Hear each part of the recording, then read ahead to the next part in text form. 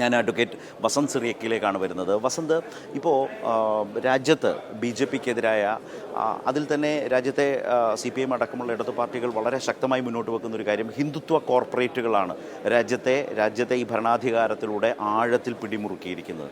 ഇതിനെതിരായിട്ടുള്ള അതിശക്തമായ ഒരു സമര പോരാട്ടം തന്നെ രാജ്യത്തുണ്ടാവേണ്ടതുണ്ട്. അത് പാർലമെൻറ്റിനകത്തും പുറത്തും. അതിന് വേണ്ടുന്ന നിലയിലേക്ക് ആ നിലയിൽ CPIM അതിൻ്റെ വർഗ ബഹുജന സംഘടനകൾ വിവിധ തലങ്ങളിൽ ഇതിനോടകം നടത്തിപ്പോരുന്ന സമര ചരിത്രമുണ്ട്, സമര യാഥാർത്ഥ്യങ്ങളുണ്ട്. അതിനെ കുറെ കൂടി ശക്തമാക്കേണ്ടത് അതിലൂടെ എങ്ങനെയാണ് CPM കുറെ കൂടി വിപുലമായി ഇടപെടേണ്ടത് എന്നതിനെക്കുറിച്ചൊക്കെയാണ് ആ പാർട്ടി കോൺഗ്രസിലൂടെ ചർച്ച ചെയ്യുന്നത്.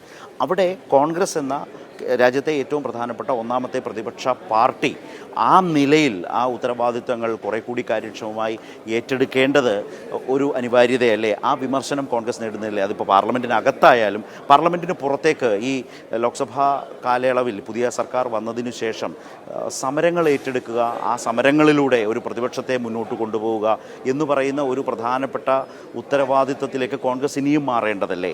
അത്തരം നിരീക്ഷണങ്ങളും വിമർശനങ്ങളും അത്തരം അനിവാര്യതകളും പൊതുവിൽ ചർച്ചയാകുന്നുണ്ട് രാജ്യത്ത് മറ്റു പാർട്ടികളിൽ, പ്രത്യേകിച്ച് മധുരയിൽ നടക്കുന്ന പാർട്ടി കോൺഗ്രസ്സിലൊക്കെ. അതുമായി ബന്ധപ്പെട്ട മാധ്യമപ്രവർത്തകരുടേതാകട്ടെ, രാഷ്ട്രീയ നിരീക്ഷകരുടേതാകട്ടെ, CPIMൻ്റെ തന്നെ ഭാഗത്തു നിന്നാകട്ടെ ഒക്കെ സംഭവിക്കുന്നുണ്ട് വസന്ത്. അപ്പോൾ കുറെ കൂടി പാർലമെൻറ്റിന് പുറത്തും മോദി സർക്കാരിനെതിരായിട്ടുള്ള സമരങ്ങൾ ഏറ്റെടുക്കാൻ, ആ നിലയിലേക്ക് പ്രതിപക്ഷത്തെ റാലി ചെയ്യിക്കാൻ ഏറ്റവും പ്രധാനപ്പെട്ട പ്രതിപക്ഷ പാർട്ടി എന്ന നിലയിൽ കോൺഗ്രസ് കുറെ കൂടി ശ്രദ്ധിക്കേണ്ടതല്ലേ? അങ്ങനെയാണെങ്കിൽ മാത്രമല്ലേ ഹിന്ദുത്വ കോർപ്പറേറ്റുകൾക്കെതിരായ രാജ്യത്തെ പ്രതിപക്ഷ പോരാട്ടം എന്നത് കുറെ കൂടി തീവ്രമായ നിലയിലേക്ക് മാറുകയുള്ളൂ. രാജ്യം ഇതുവരെ കണ്ടിട്ടില്ലാത്ത രീതിയിൽ നിശബ്ദമായൊരു അടിയന്തരാവസ്ഥ കടന്നു പോകുന്നൊരു കാലഘട്ടത്തിലാണ് ഞാനും അങ്ങ് പോകുന്നത്. കഴിഞ്ഞ 7 വർഷത്തിനിടയിൽ 126 കേസുകൾ ED രജിസ്റ്റർ ചെയ്യുമ്പോൾ അതിൽ 96 കേസുകൾ കോൺഗ്രസ് നേതാക്കൾക്കെതിരെയും ബാക്കി 10-12 കേസുകൾ മറ്റു പ്രതിപക്ഷത്തിനെതിരെയും 5 കേസുകൾ മാത്രം BJP നേതൃത്വത്തിനെതിരെയുമായി മാറുകയാണ് നമ്മൾ പോകുന്നത്. അവരുടെ വാക്ക് കേൾക്കാതെ നിന്ന രാജസ്ഥാൻ മുഖ്യമന്ത്രിയായ വസുന്ധര രാജെ സിന്ധ്യയുടെ മകനെതിരെ കേസെടുക്കുന്നു. അവർ BJP കേന്ദ്ര നേതൃത്വത്തോട് എന്റെ പിഴ ഏറ്റു പറയുമ്പോൾ ആ കേസ് തേച്ചു വായിക്കപ്പെടും. കോൺഗ്രസിനെതിരെ എടുത്ത കേസുകളിൽ പല നേതാക്കളും BJPയിലേക്ക് ചെല്ലുമ്പോൾ അവരുടെ കേസ് ഇല്ലാതാവും. അജിത് പവാറിനെതിരെ ഉണ്ടായ കേസ് നമുക്കറിയാം, ക്യാപ്റ്റൻ ഓഫ് കറപ്ഷൻ എന്ന് അമിത്ഷാ തന്നെ. അപ്പൊ സ്വാഭാവികമായും വലിയ പ്രതിസന്ധിയിലൂടെയാണ് പോകുന്നത്, യാതൊരു സംശയവും അതിൽ വേണ്ട. അപ്പോ CPMന്റെ പാർട്ടി കോൺഗ്രസ് അടക്കം രാജ്യത്ത് കോൺഗ്രസ് ആണ് മുഖ്യ പ്രതിപക്ഷം എന്നുള്ള നിലയ്ക്ക് ആ പ്രതിപക്ഷ ഐക്യത്തിന്റെ ഭാഗമായി ചേരാനും ആ പ്രതിപക്ഷ ഐക്യത്തോട് ചേർന്ന് നിന്നുകൊണ്ട് ഫാസിസ്റ്റ് വിരുദ്ധ പോരാട്ടത്തിന് നേതൃത്വം കൊടുക്കാനും തയ്യാറാവണം. ഇടതുപക്ഷ വ്യതിയാനം ഉണ്ടായിട്ടുണ്ടോ പാർട്ടിക്ക് കഴിഞ്ഞ കാലങ്ങളിൽ, പ്രത്യേകിച്ച് കേരളത്തിലടക്കം എന്നുള്ളത് ചർച്ച ചെയ്യണം എന്ന് ആഗ്രഹിക്കുന്ന ഒരാളാണ് ഞാൻ. നിങ്ങളുടെ പാർട്ടി കോൺഗ്രസ് നിങ്ങളുടെ പേഴ്സണൽ ബിസിനസ് ആണെങ്കിൽ പോലും ഇടതുപക്ഷ വ്യതിയാനം CPMന് കേരളത്തിലെങ്കിലും ഉണ്ടായിട്ടുണ്ടോ എന്നുള്ളത് ചർച്ച ചെയ്യേണ്ടതായിട്ടുണ്ട്. അതിലുണ്ടായിട്ടുണ്ടെങ്കിൽ അതിൽ മാറ്റങ്ങൾ വരുത്തേണ്ടതായിട്ടുണ്ടോ എന്നത് ചിന്തിച്ച് നിങ്ങൾ മാറ്റത്തിന്റെ വഴിയിലേക്ക് വരണം എന്ന് ആഗ്രഹിക്കുന്നവരാണ്.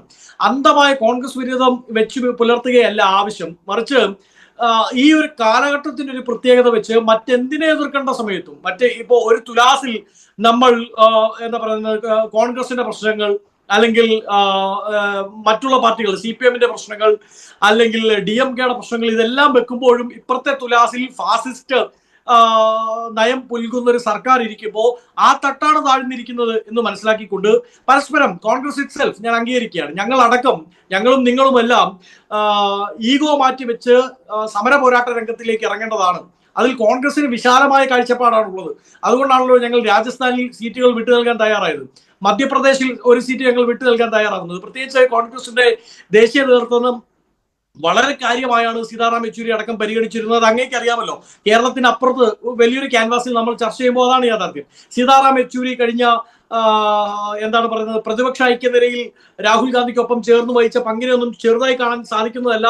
അങ്ങനെ വിഷണറിയായ ഒരു ലീഡർ ഉണ്ടായി വരേണ്ടത് ആവശ്യകതയുമാണ്. എനിക്ക് തോന്നുന്നു പാർട്ടി കോൺഗ്രസ് അങ്ങനെ ഒരു നേതാവിനെ തെരഞ്ഞെടുക്കട്ടെ എന്ന് ഞാൻ ആശംസിക്കുകയാണ്. അഖിലേന്ത്യാ അടിസ്ഥാനത്തിൽ ഏതെങ്കിലും കേരളത്തിൽ നിന്നുള്ള അംഗങ്ങളാണ് കൂടുതൽ എന്നതുകൊണ്ടും കേരളമാണ് ഭരണമുള്ള സംസ്ഥാനം എന്നതുകൊണ്ടും സ്വാഭാവികമായും ഫണ്ട് ചെയ്യേണ്ട സംസ്ഥാനം എന്നുള്ള നിലയിലും ഒക്കെ കേരളത്തിൽ നിന്നുള്ള ആരെങ്കിലും വരണമെന്ന് വാശി പിടിക്കാതെ, ഞാൻ പറഞ്ഞല്ലോ സീതാറാം യെച്ചൂരി ഒരു വിഷണറി ലീഡറാണ്, ഞാൻ അംഗീകരിക്കുകയാണ്.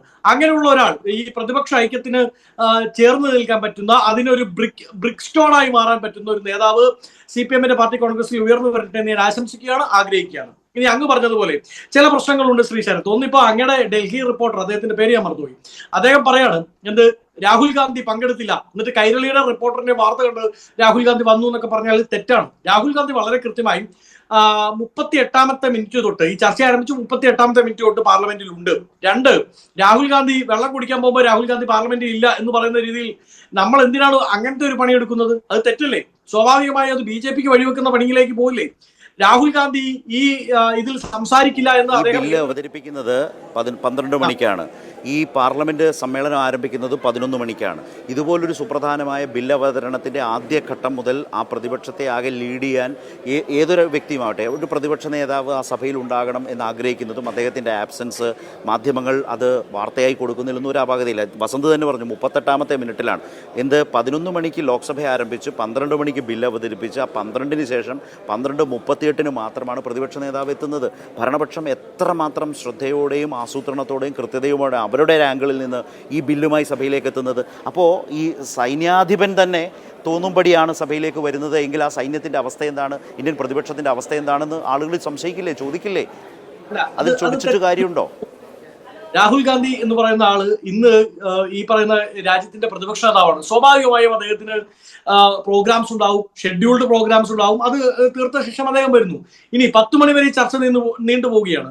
സ്വാഭാവികമായും അദ്ദേഹം സഭയിൽ സംസാരിക്കുന്നതിൽ സംശയം വേണ്ട. എവിടെ നിന്നാണ് ഡൽഹി ബ്യൂറോ ചീഫിന് സമയത്ത് പാർലമെന്റിന് പുറത്ത് എന്ത് ഷെഡ്യൂൾഡ് പ്രോഗ്രാമാണ് ഒരു പ്രതിപക്ഷ നേതാവിന് ഇതുപോലൊരു സുപ്രധാനമായ ബില്ലിന്റെ സമയത്ത്? വസന്ത്, മനസ്സിലാവാത്തൊരു കാര്യമാണ് വസന്ത് പറഞ്ഞത്. ആയിക്കോട്ടെ, ഞാൻ ആ വിഷയം എടുത്തിട്ടല്ല, നിങ്ങൾ തന്നെയാണ് അത് ചർച്ചയ്ക്ക് വിധേയമാക്കിയത്. പ്രതിപക്ഷ നേതാവിന്റെ ഓഫീസിൽ ബന്ധപ്പെട്ടാൽ അത് കിട്ടാൻ സാധിക്കും. ഡൽഹി ബ്യൂറോ ചീഫ് അതൊന്ന് ബന്ധപ്പെട്ടാൽ മതി, സ്വാഭാവികമായും കിട്ടും. നോക്കൂ, സ്വാഭാവികമായും അദ്ദേഹം പാർലമെന്റിനുള്ളിൽ സംസാരിക്കും. ശ്രീ KC വേണുഗോപാൽ കോൺഗ്രസ് പാർട്ടിയെ സംബന്ധിച്ച് ഈ രാജ്യത്തെ തന്നെ രണ്ടാമനാണ്. അദ്ദേഹം വളരെ കൃത്യമായി ഈ ചർച്ചയിൽ ഇടപെട്ടുകൊണ്ട് വളരെ അസിഗ്നിതമായി കോൺഗ്രസ് സംസാരിക്കും എന്നല്ല വസന്ത്. നോക്കൂ ഈ നേരം വരെ ഇന്ന് ഗൊഗോയാണ് ആ വിഷയത്തിൽ സംസാരിച്ചത്. നടന്ന കാര്യങ്ങളെ സിബി സൂചിപ്പിച്ചിട്ടുള്ളൂ. ഇനി ഈ ചർച്ച അവസാനിക്കാൻ ഇത്ര സമയം ബാക്കിയുണ്ട്. സ്വാഭാവികമായും ഈ ചർച്ചയുടെ അവസാന ഘട്ടത്തിൽ പ്രതിപക്ഷ നേതാവ് പ്രതിപക്ഷത്തിൻ്റെ പൊതുവായ എതിർപ്പ് അവതരിപ്പിച്ചുകൊണ്ട് പ്രതിപക്ഷ നേതാവ് തന്നെയാണ് കൺക്ലൂഡ് ചെയ്ത് ആ വിമർശനം, ആ എതിർപ്പ് അവതരിപ്പിച്ച് വെക്കുന്നതെങ്കിൽ നല്ല കാര്യമാണ്. അതുകൊണ്ട് തന്നെയാണ് ഇന്ന് തുടക്കത്തിൽ ഇതൊക്കെ സംഭവിച്ചത് കൊണ്ടുകൂടിയാണ് രാഹുൽ ഗാന്ധി സംസാരിക്കുമോ, പ്രതിപക്ഷ നേതാവ് പ്രതിപക്ഷത്തിൻ്റെ പൊതുവായ എതിർപ്പിനെ അഡ്രസ്സ് ചെയ്യുമോ സഭയിലെന്ന് ചോദിക്കുന്നതിൽ അല്ലെങ്കിൽ ആളുകൾക്ക് ആ ആകാംക്ഷയുണ്ടെന്ന് മാത്രമാണ് അതിനർത്ഥം. അദ്ദേഹം സംസാരിക്കില്ല എന്ന് ഒരു കൺക്ലൂഷനിലേക്ക് നമ്മൾ എത്തുന്നില്ല. ഇനിയും ചർച്ച ബാക്കിയുണ്ട്, ചർച്ചയ്ക്ക് സമയം ബാക്കിയുണ്ട്. തീർച്ചയായും ശ്രീ ശരത് അങ്ങ് നോക്കൂ, ഇങ്ങനെയാണ് പറഞ്ഞതെങ്കിൽ പ്രശ്നമില്ല. നോക്കൂ, കോൺഗ്രസിന്റെ ഈ രാജ്യത്തെ തന്നെ രണ്ടാമനായ സംഘടനാ ചുമതലയുള്ള ജനറൽ സെക്രട്ടറിയായ KC വേണുഗോപാൽ ആ ചർച്ച ഓപ്പൺ ചെയ്തു. ചർച്ചയുടെ മധ്യഭാഗത്തിൽ AICCയുടെ പ്രസിഡന്റ്, ഈ രാജ്യത്ത് തന്നെ ഏറ്റവും പ്രധാനപ്പെട്ട നേതാവ്, അദ്ദേഹം വളരെ കൃത്യമായി കാര്യങ്ങൾ അവതരിപ്പിച്ചു വെച്ചു. ഇനി ഈ ചർച്ചയെ കൺക്ലൂഡ് ചെയ്യുക, സാരാംശവൽക്കരിക്കുക ആരായിരിക്കും? പ്രതിപക്ഷ നേതാവ് തന്നെയായിരിക്കും, സംശയം വേണ്ട. അദ്ദേഹം വളരെ കൃത്യമായി വിഷയത്തിൽ നിലപാട് സ്വീകരിച്ചിട്ടുള്ള ആളാണ്. ഇനി കോൺഗ്രസ് ദേശീയ നേതൃത്വത്തിന് വളരെ വിശാലമായ കാഴ്ചപ്പാടാണ് പ്രതിപക്ഷ ഐക്യതയെ ഒതുപ്പിച്ചു കൊണ്ടുപോകുന്നതിൽ എന്നതിൽ യാതൊരു സംശയമാണ്. ഞങ്ങൾ അതുകൊണ്ടാണല്ലോ എത്രയോ സീറ്റുകളിൽ വിട്ടുവീഴ്ച ചെയ്യാൻ തയ്യാറാവുന്നുണ്ട്.